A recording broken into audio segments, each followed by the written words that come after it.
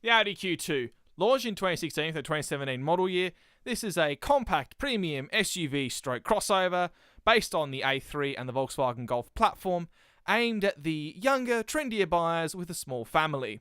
This is aimed at cars like the BMW X1, the Lexus NX, the Volkswagen Tiguan, the Mazda CX-5, and countless other small SUVs. Now, small SUVs right now are becoming very, very popular. So has Audi made a car that cashes in well in this market, or just a jumped up flop based on a much more humble car costing way too much? Welcome everyone to Jamie's Autos, another road test today. This time a 2017 1.4 TFSI Audi Q2. It's been loaned to me and I'm going to find out how good it really is. For starters, the Q2 is basically a jacked up A3 with A3 mechanicals, A3 running gear, A3 suspension even. And this little thing starts off at $48,990 for the entry-level Q2 with this 1.4 TFSI engine. And that's what I'm driving today, an entry-level Q2 with a 7-speed S-tronic automatic gearbox. Now, for starters, coming in it feels like an A3, when you're feeling a little bit higher up than you are in an A3. But other than that, it feels very similar to the hatchback, if only the driving position is a little bit elevated. So, as I'm waiting here on these busy Melbourne streets, why on earth would I rent or want to borrow a Q2? Well, it holds some intrigue in me, and also it's a loan car, because mine's gone into service. The Q2 is actually not a bad car, surprisingly. That little 1.4 TFSI engine, you would think would be tiny in a car like this. You think, why on earth would I want to drive a car with an engine that most small hatchbacks have a much greater displacement than what's actually under the bonnet here? But stick with me, 1.4 this engine might be, it doesn't feel like it's a 1.4, it feels like it's a lot more powerful than it actually is. And I mean, it's a little tiny motor that sips fuel but actually goes really hard. Now, the Q2 came out in Australia in 2016 and basically is meant to offer the SUV buyer something compact SUV that you can see over traffic comfortably, and also something that is comfortable to drive, comfortable to sit in, and also is reasonably stylish. And that's what this does very well. It's a nice car to ride around in. The driver's seat, you feel like you're actually sitting in the car and actually involved in it, unlike the A3 convertible that I drove a couple of weeks ago that felt like you were sitting on it. With these speed humps, the little Q2 handles them very well. The suspension isn't rock hard as you expect from an Audi. It is very supple. It rides the bumps really well. It doesn't crash over them like so many other Audis I've driven. It actually set up reasonably well. But when you're sitting in here, dashboard, you start to see that it's a little bit on the cheap side. These air vents are a bit naff in some way. They stick out of the dashboard and they've got Death Star-like inside of them. It just seems a bit cheap compared to some of the other Audis I've sat in. But on the plus side, everything's mounted very well, and everything on the steering wheel at least has a very quality feel to it, as does all the switch gear. But you get those blanked out switches, unfortunately, that are in view, just to remind you that you're sitting in the base Q2, which kind of annoys me. Well, it's not like that Hyundai Elantra where they were literally in your eyesight, so you knew you were in the base car.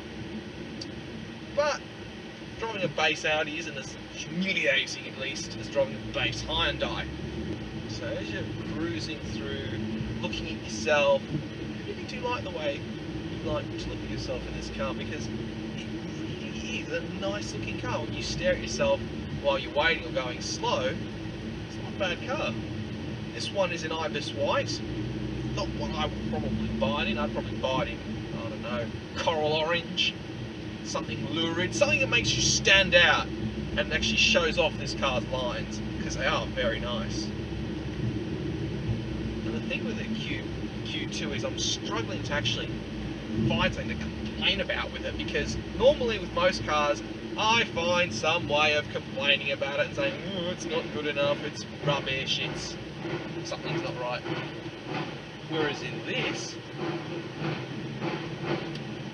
actually is not bad. But one thing I don't like about the Q2 is the price. $48,990 to start off is a bit exy, but then again, buying most Euro boxes, I buy them as unwanted demonstrators and save a shed load on them, so you can pick one of these up, year old, 2000k demo, 40 grand, definitely worth a go. Considering what else is in the SUV market, this is actually quite a good choice. I mean, for starters, it's an SUV you actually want to be seen in, unlike many of the other offerings from Japan, which you buy because you have to. This is a car you buy with your head and your heart. Particularly if it has this lovely engine. This is only a front-wheel drive, but just... It's a red light. Oh my goodness. It's got so much juice in it. For a little 1.4, it goes like the clappers. It is a beautiful, beautiful piece of kit. I'd thoroughly recommend you buy an Audi with this engine. Economy and speed all rolled together in one package. What a surprise. On the plus side, that map display, very, very nice. Although it's sticking out to me, I wish it could go down like the old Volvo V70s, where when you would hit the button and the screen would rise up out of the dashboard. Here it's fixed. I'd rather it go down when you turn the engine off. Also because it looks a little pretentious just sitting up there like a screen. Like, I know it's not going to happen in case someone wants to pinch it. I just think just having the screen out isn't what I would say is ideal. I'd rather retract to the dash, keep the fluidity when you want it. But, well, there isn't really much dials on the dashboard. A lot of the dials are actually down here in terms of working radio CD system. And I kind of think that that's a bit distracting. I'd rather have it around here, because that's just where I'm used to. Used to it being. AC system though is very, very effective. One thing though that isn't as good in this car is the accommodation up the back, both in the rear seats and in the boot. I don't fit back there, so for anyone who's 6 foot like me, you can only really sit in the front. It really is cramped back there, and the boot with a spare wheel in it, no, you can't put much in there. And for the type of people this is aimed at, young families, putting a pram back there, if you have the spare tyre, you're going to be struggling. The boot it isn't particularly deep. It's long, it's got the length, but the depth is quite poor. Which is a bit of a shame really, because this would be a very good family car. If you don't have a pram, and you've got a young family, this would actually work very well. But again, the roof sill, once children grow older, the roof sill does sort of feel like it's intruding you in the back. In the front, you actually feel like you're quite well accommodated in here, because in many cars I feel like my head's going to bang the A-pillar, but in this one, I feel like there's a bit of room in here, which is always a plus. Come on, I want to give this thing a bit of a hammering.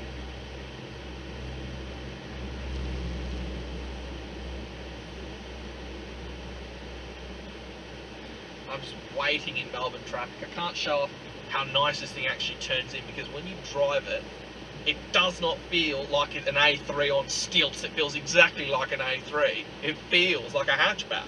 It feels nippy, it feels well sorted, it feels very, very precise. And for something that is a little taller, that's meant to be less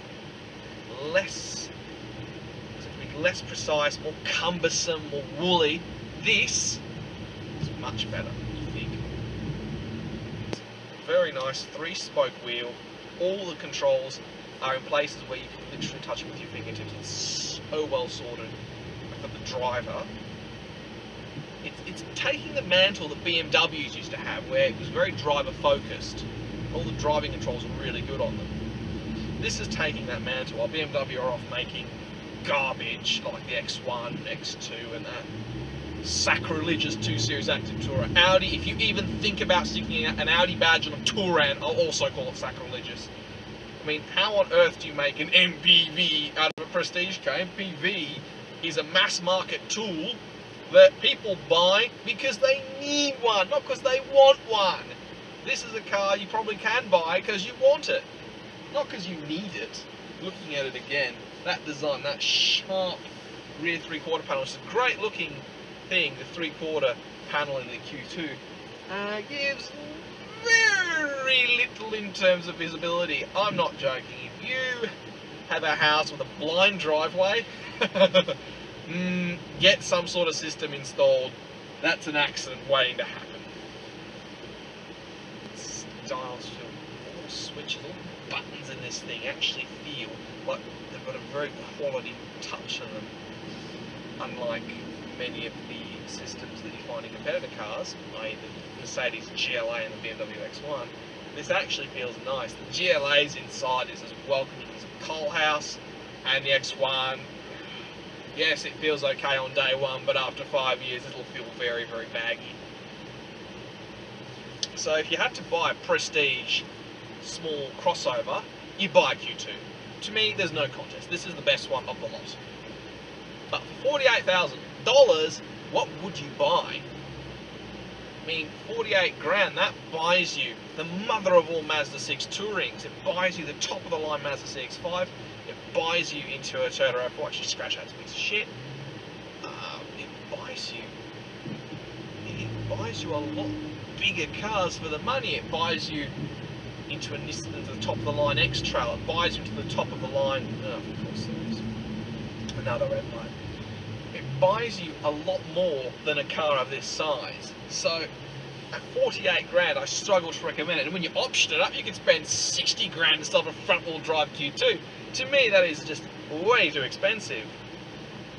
But to people, this is their cup of tea. They want an SUV, they want to see over the traffic. I prefer to sit lower to the ground and feel like I'm driving a race car and actually feel like I'm going around corners really well. But people like these taller cars. They've caught on. But I seriously think if you get a deal on one in the low 40s, I wouldn't get anything else if you're buying a crossover. I wouldn't. The only one that would even tempt me out of these is the CX-5. The rest, well, most of them are equipped with horrible CVT drone box garbages, and I'm not interested in those. Buy CVT. Thank goodness Audi ditched their CVTs because they really are rubbish. Stuck in Melbourne traffic again. Now let's give this thing all the berries it needs. Oh my goodness. It gets out of a rut really fast, this car.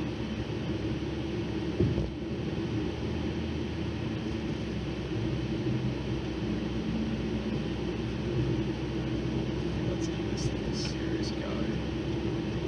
Whoa, whoa. Down the corner, it just turns in so beautifully. For an SUV, it doesn't roll over, it doesn't wobble around, it just turns in. Very little understeer. What a brilliant setup this car really is. Going around, go to another corner. I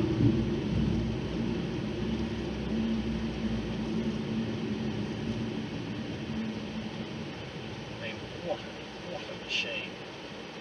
Seriously, what a machine. This thing turns really well. On the freeway, acceleration, it just, that turbo kicks in. And it's devastatingly fast in the mid-range. And we're stuck behind another moron. This is a problem in Melbourne. You drive and there are all these morons doing less than the speed limit. This is what the loser market is. People who drive crappy cars and go really slow. But this is... A lot of people will just buy this for the image and the badge and say, oh, I've got an Audi, it's a nice car. I've bought myself a nice Audi because I want to look good, I want to show off how wealthy I am. To me, This is more than just a motorised Audi badge. This is a lot more than that. This is a great car. And if I had to buy a small car for a young family, an SUV that's economical, that's reasonably roomy, although they will outgrow this reasonably fast, if I was going to buy it for 3 or 4 years and lease it, it would be very hard to tempt me into something else other than a Q2. It really is that nice of a car. It's well put together, it's brilliant to drive, it's comfortable, it looks good, it's serviced very well. Audi servicing is very nice, if a bit on the expensive side, and ultimately there are very few cars out there that are as vice free as one of these. Very few that are as... This is the cabin that adorns you when you look at an Audi Q2. It's quite a nice place to be, although it's a bit cheap. Although this steering wheel, controls are well weighted. Although this is what you're seeing outside. How do you see in the 3/4 panel? You don't. How do you check your blind spot? Quite difficult, isn't it?